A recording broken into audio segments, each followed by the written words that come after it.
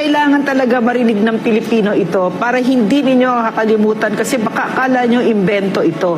No, nung kami ay nakaupo dyan at kakain kami at uupo kami kasama si President Duterte, sasabihin niya ganito, yan lang yung ulam natin. Meron tayong piniritong isda, may miswa tayo, meron tayong, iniisa-isa niya, meron tayong prutas, may dessert, may kanin.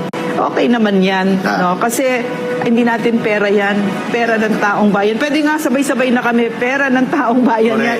Every day that we ate with him like that, it was really like that. He really lived it. It was so quiet. And let me tell you the difference. When I went back to Malacanang, under this president, I was so shocked at what I saw.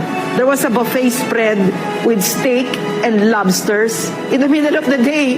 And I heard that this is an everyday thing. People's money. So this is what we mean, no? Kailangan hindi tayo papayag